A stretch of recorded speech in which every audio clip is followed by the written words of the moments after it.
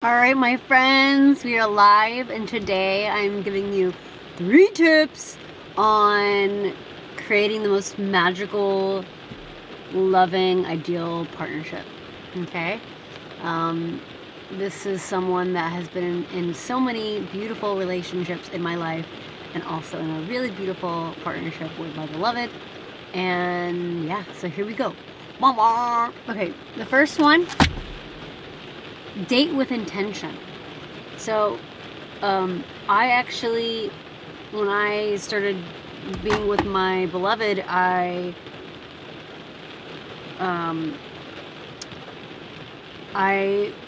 dated with intention. So, this looks differently for everyone, but really just, I was dealing with a lot of insecurity around wanting to be with someone that feels safe in my nervous system, but I like really continue to ask the questions, the serious questions. Do you want kids?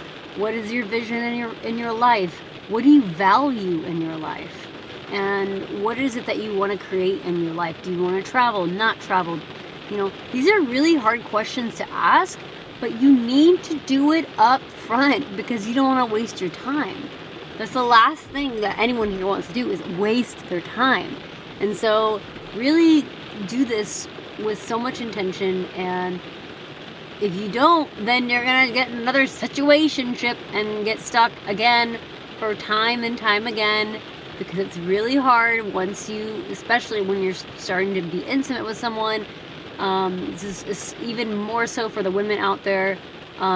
It's even harder to let go of the person. And so if you haven't done this yet in any relationship that you're in, do it now. And if it's not fully aligned, then let it go. And it doesn't mean it has to be perfect. Like, you have to have, like, oh my god, like, I need to be but the main things that are important is the values. And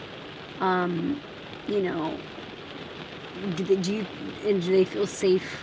Do you feel safe in the nervous system?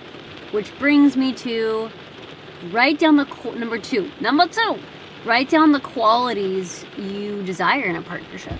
If you are currently looking for a partnership, and you want to experience a deep emotional, spiritual, mental, physical relationship with someone, write down, and for me, I wrote, it was really important for me to be physically attracted to someone but I'm not going to go into like everything.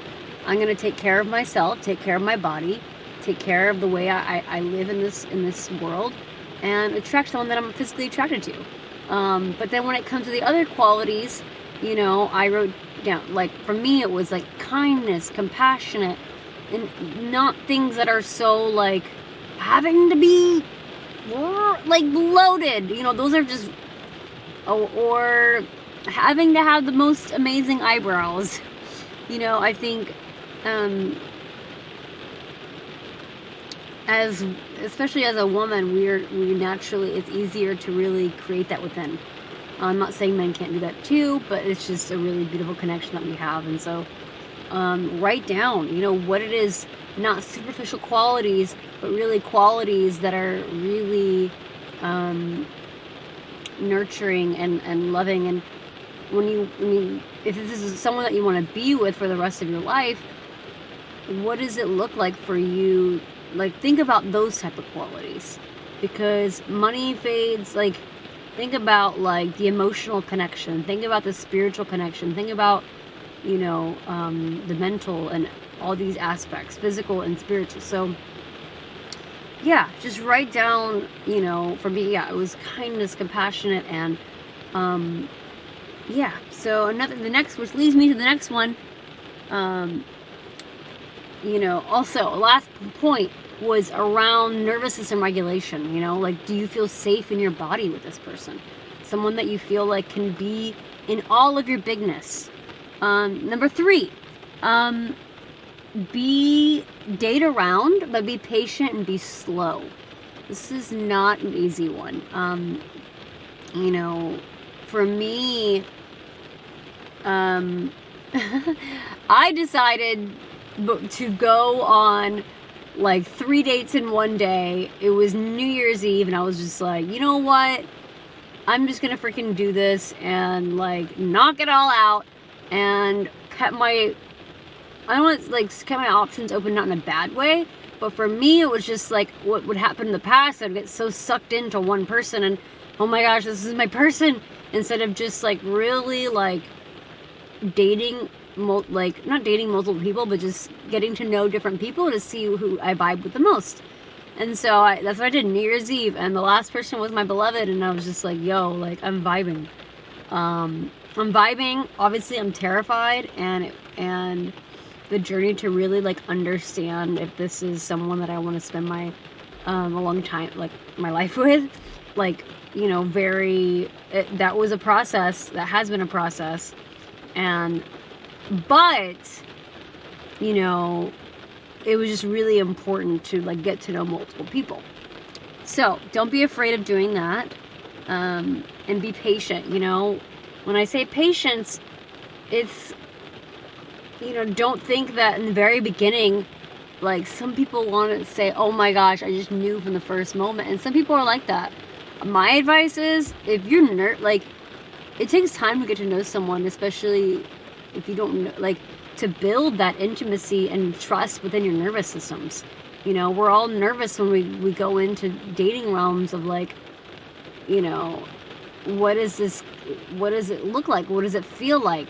And so some people are like, oh, love at first sight. I'm not really into that, because I think that's just this trauma experience where it's just like, oh my god, like, you're the love of my life, and it's just, to me, the slower the better. Like a slow love burn is actually really, really beautiful, because you're both tuning into each other's nervous systems and really feeling into that. And so, and then from there deciding. But that's the way I think. Trust divine timing. You know, I hate, like, people are like, oh my god. Okay, there's a lot of opinions about this, because I see so many people being like, yo, like, you never know, you just have to be patient. Yes, and also, like, you gotta put in the effort into dating, too. Like, you really have to, like, it's such a big self-reflective thing, so, like, just know when you are and when you're not ready, you know? I think, like, you know, for me, like, it took a lot of, what do they call it, like shit relationships for me to get to feeling like I'm really empowered in my relationship. But yeah, I think like when it comes to like divine timing, it is. And also put your fucking self out there, okay? Like, this isn't saying like you have to like, oh my god, he's gonna show up your front doorstep and like bring you flowers. No, bitch, you have to like really put in your heart and be vulnerable and share in order to create something really beautiful.